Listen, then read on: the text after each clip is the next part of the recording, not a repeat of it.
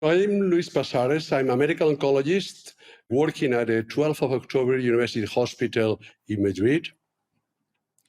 And I'm really happy to summarize some of the recent data sets for current and future management of lung cancer that had been delivered at the last ESMO meeting here in Madrid.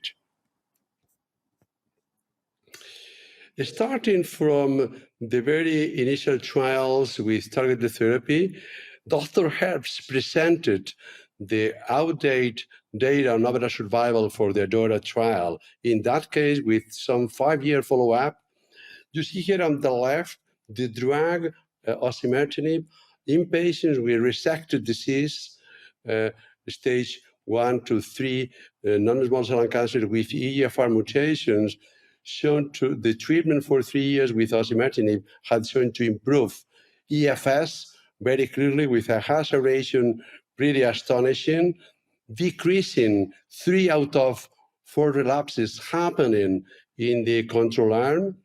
Now you see here that patients, even in the placebo arm, were typically treated most of the cases with TKIs at the time of relapse. Still, there is a huge improvement in survival with a hazard ratio of 0.49. That means you're preventing 1 out of 2 deaths to happen all along the study period. So I think this is a remarkable improvement here.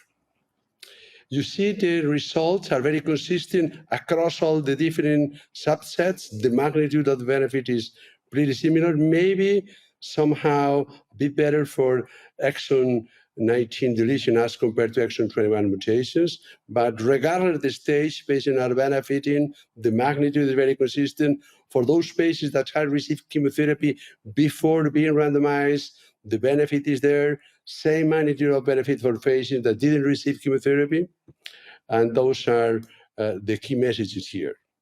There was also a presentation on a similar setting, patients with stage 1B to 3A non-small cell lung cancer with ALK rearrangements. In that case, patients after surgery were randomized to receive standard of care chemotherapy as compared to the experimental arm with the ALK inhibitor alectinib at the standard doses for 2 years. As you see here in the top right, there's a clear improvement in EFS. You're decreasing dramatically the risk of relapse, hazard ratio 0.24. That means you're preventing 3 out of 4 relapses to happen all along the study period, here with a median follow-up exceeding 2 years. Importantly, the effect is very clear in terms of avoiding CNS progression, hazard ratio 0.22, and indeed, you're actually avoiding progression elsewhere, locoregionally, and particularly systemic relapse. And of course, as you see here, you're preventing relapses, you're actually improving those results in every single patient, regardless the stage and regardless any other factor. So again, we're showing in the early stage disease another drug in subset of patients with genomically actionable disease that targeted therapy is very effective. Going into the immunotherapy space for early stage, we had prior trials suggesting that immunotherapy with PD-1, PD-L1 agents is working.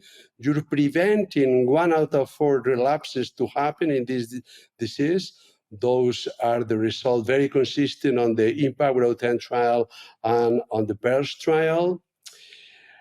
At the ESMO, Dr. Alcorti presented some data suggesting that TGF-beta signature on CAFs is actually somehow showing us which patients are more likely to benefit or not from this type of therapy. And of course, those patients treated with atezolizumab are benefiting, particularly in those with that specific TGF-beta signature. On the contrary, those patients that are not having the signature, maybe they are not benefiting as much. At least those are the result of the data here presented. For those patients with low TF-beta signature, maybe the risk of relapse is not that much, and the benefit of atezolizumab is not that clear. You see here again, looking at the role of TMB as a predictor for atezolizumab benefit in this setting. Overall, I can say, as you see here, that those patients having high TMB do have better prognosis as compared to those patients with low TMB. That is very clear. However, the benefit is similar for high TMB and low TMB patients. Indeed, if you look at the data by TMB and PDL status, you see that those patients with high and low TMB, they are benefiting. Always they are PDL1 positive in those cases, and the magnitude of the benefit is similar. However, for negative PDL1 tumors, if you are TMB high, maybe you're still getting some benefit. It's more difficult to say for those patients that are double negatives, though low TMB and low PDL1, likely those patients are not benefiting at all. In the neoadjuvant setting, there were some updates as well on the Checkmate A16 trial. Remember that was the chemo IO trial with chemo plus nivolumab, 3 courses given in the neoadjuvant setting, clear improvement in complete pathological responses, 24% as compared to 2% for patients treated in this trial, with a clear impact on EFS, with a hazard ratio of 0.68, and a suggestion on an interim analysis and improvement in OS in this context. Dr. Provencio showed in this trial an update of the result by PDL1 status. Clearly, those patients with high PDL1 do benefit the most. Complete pathological responses in 32% as compared to 2%. And of course, the improvement in EFS and OS is higher in magnitude. Look at the data, hazard ratios in the range of 0.4. But still, the benefit is there, or at least this is my interpretation for PDL1 negatives.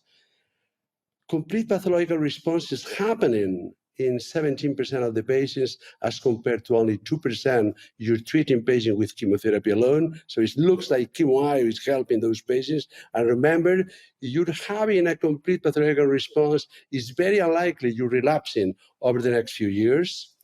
You see the data, the hazard ratio for EFS and OS are not as good as for patients with positive PD-L1 expression, but still, I think some benefit is there. And I think we will come back a bit later to this issue. Another important issue in this trial was looking at the surgical outcomes. For the first time, we start to see here that patients treated with chemo-IO were having some better surgical outcomes as compared to those patients treated with chemo alone. For example, the number of patients requiring pneumonectomies was lower for patients treated with chemo-IO, suggesting that some more conservative surgery is actually feasible by using chemo-IO. If you look at the data by PD-L1 status, you see that in patients that are having high PD-L1 expression, you're decreasing somehow the number of pneumonectomies by using chemo-IO, and the reduction is at least as good for those patients that is PD-L1 negative. So also, by this point of view, I think chemo-IO is maybe indicated here. This is a very controversial issue because in Europe, the EMA had approved that drug regime only for patients that are expressing PD-L1 on their tumor cell in at least 1% of the tumor cells. There was also some novel data presented on this Checkmate A16 trial. Indeed, in the trial, there was a third arm with ipi-nivo given on the neoadjuvant setting. We have seen here that actually, in terms of patients undergoing definitive surgery. The number of patients treated with Nivo-IO, some 74% were actually finally candidates for surgery, as compared to 81% of those treated with chemo. So it suggests that maybe you're jeopardizing a bit the chances of being at the end candidate for surgery. Looking at the EFS and OS curve, you see that initially there is some decrease in EFS, which is somehow consistent with the surgical data.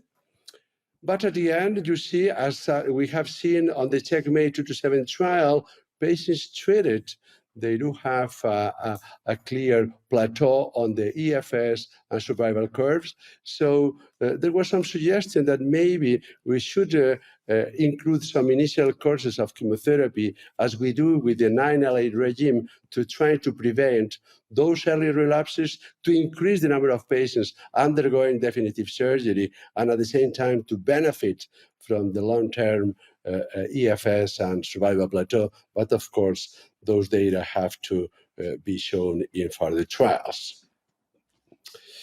In terms of perioperative treatment, there were a number of news in this setting.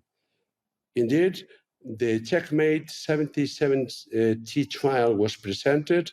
This trial has a very similar design as compared to the Keynote 671. You remember, patients with early stage were actually randomized to receive 4 courses of chemo versus chemo-IO. In that case, chemo plus pembrolizumab, plus nivolumab.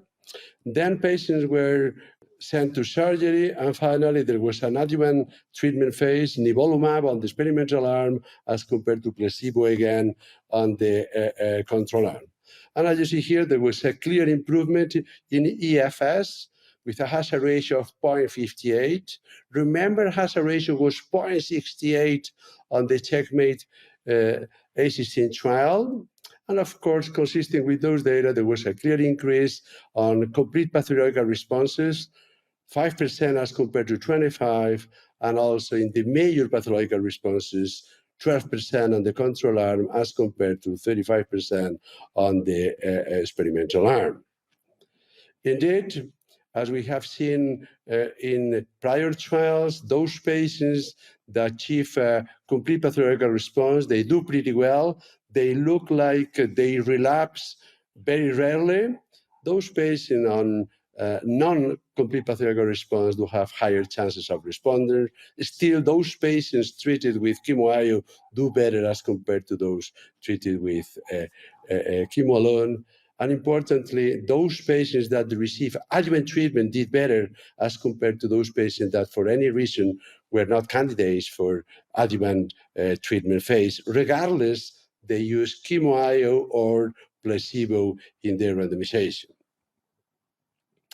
That is very important because if you look at the data in terms of relevant endpoints such as EFS, you realize that the data on the Checkmate 77T data were very consistent with prior data. Hazard ratio, 0.59 in the Keynote 671 trial.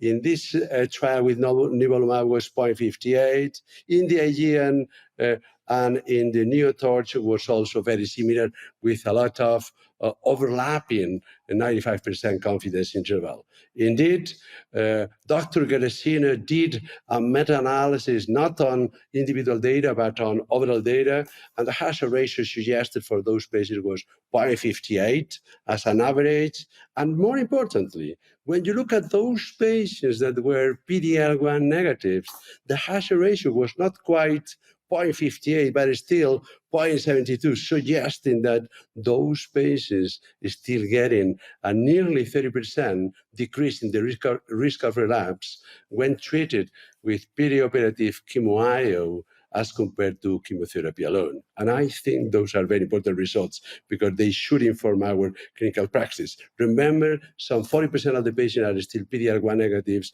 and we believe they may benefit from this treatment approach. Another relevant information that we were communicated on the ESMO was on the overall survival analysis for the Keynote C71 trial. The mature data with a median follow-up of more than 36 months suggested very clearly that apart from having a clear impact on EFS, hazard ratio 0.59, you see here that there was a clear improvement in survival for patients treated with perioperative chemo-IO, with pembro in that case, as compared to chemo alone, with a hazard ratio of 0.72, suggesting you're decreasing the risk of death all along the study period, some 28%. And indeed, again, if we do the same analysis and we look at all those trials in this setting, neo-adjuvant setting or perioperative setting, you see that overall the benefit is very similar, very consistent across trials in the range of 0.6, 0.7. So I would, even the other data are not so mature as we have seen here in this very trial. I would say it looks like perioperative chemo-IO is clearly improving OS. There was some news as well on the Aegean trial, the other perioperative chemo-IO treatment in this setting with durvalumab in this case. You see here, in terms of surgical outcomes, there were no big difference, I would say. That is the bottom line. There were no big difference in terms of the type of surgery for those patients treated with chemo-IO and in the number of patients that finally were left free of disease.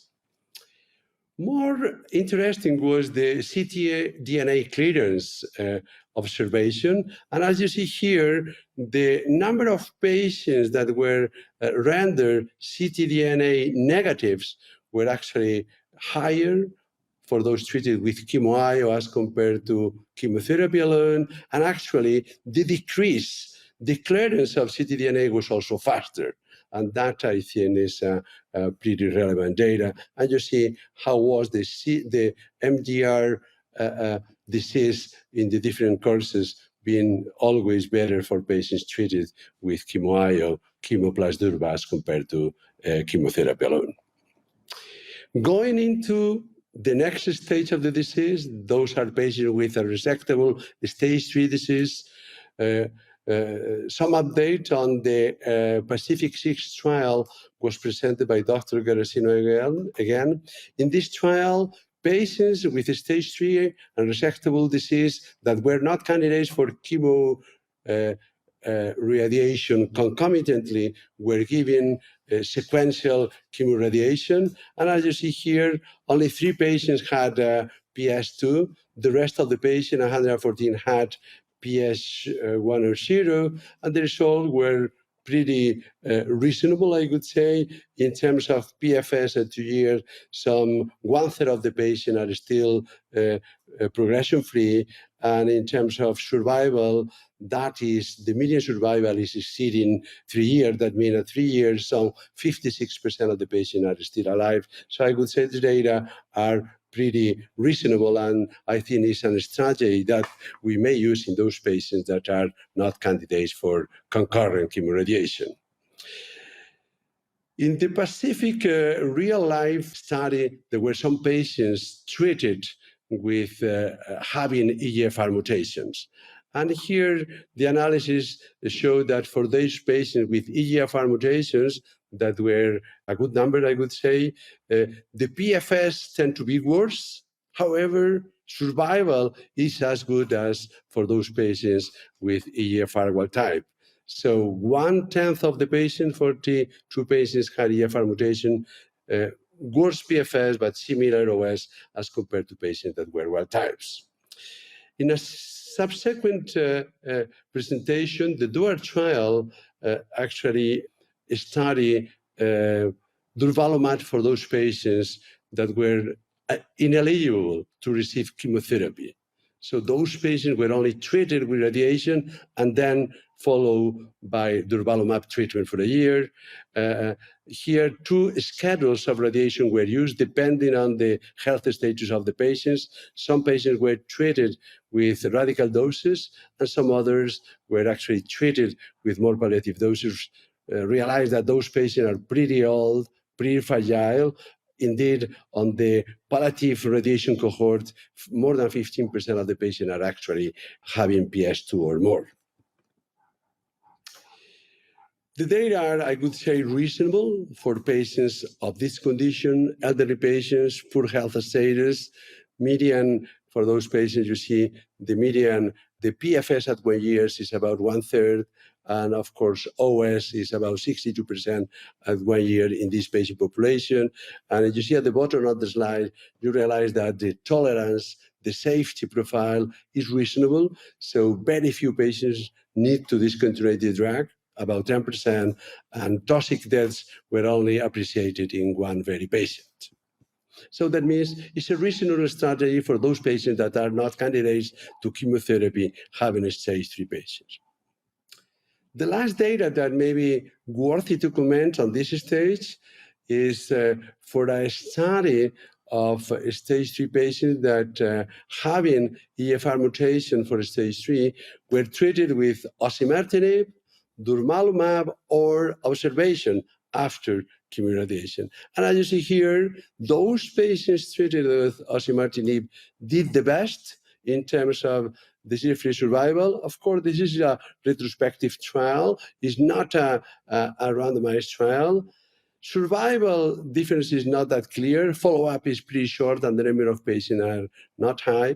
And now, again, the number of patients having relevant side effects, such as pneumonitis, were lower on the osimertinib arm as compared to the durvalumab. So that is very interesting. There is a phase 3 trial evaluating the role of osimertinib in this very setting, and I think those data would be pretty important.